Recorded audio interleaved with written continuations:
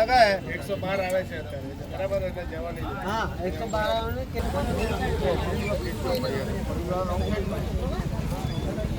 ઉપર हम गाड़ी चलावने से कहीं गया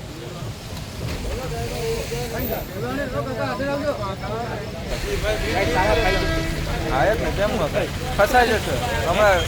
કેસ દાખલ થઈ જશે સમાધાન નહીં થાય ચલાવવાનું માંગતા હોય તો હું ચલાવું બસ ના ના પૂછું ફૂટેજ નીકળી ગોવા ગઈ રોંગ ચડાવી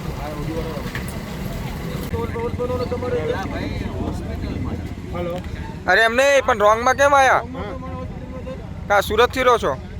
એટલે ખબર નહોતી अच्छा लाइसेंस है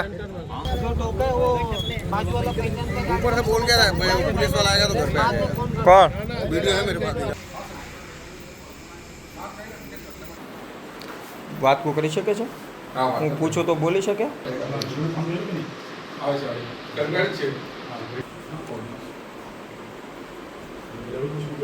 એ મારો ભાઈ થાય છે જેનું એક્સિડન્ટ થયું તે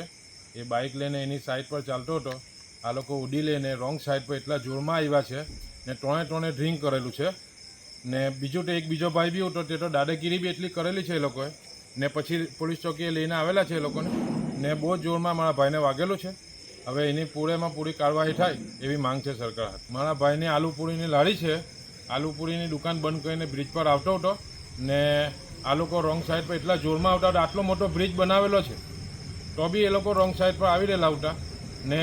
એટલા સ્પીડમાં આવતા કે ગાડીની હાલત બી એટલી ખરાબ છે ને મારા ભાઈને બી બહુ વાગેલું છે હાથમાં ને પગમાં ને બધે પર કોસંબા જવાના લીધે નીકળ્યો હતો ત્યારબાદ મેં મારી નજરે એક અગાડી ઓટી ગાડી રોંગ સાઈડ પર હોય તે એક આ બાઇક આવતી હતી ટીવીએસ સ્ટાર હતી તે કિમ ગામના રહેવાસી છે તે રોંગ સાઈડ પર આવતી હતી તે બાઇક જોડે એક્સિડન્ટ થયું છે તે પરિસ્થિતિ એવી હતી કે ભાઈ ત્યાં ઉચ્ચા અમે બાઇક પર બેસાડીને અમે હોસ્પિટલ પહોંચાડ્યા હતા ગાડીના અંદર કમસે કમ 3-4 જણ જેવા હતા ડ્રિંક કરેલું જેવી આશંકા જેવી મને હતી તેમને જવાની તૈયારી હતી તો પણ એમને અમે હોસ્પિટલ કીધું કે ભાઈ તમે હોસ્પિટલ જાઓ કે જે વ્યક્તિ છે તેની સારવાર કરવાના લીધે ઓડી ગાડી ફૂલ સ્પીડમાં હતી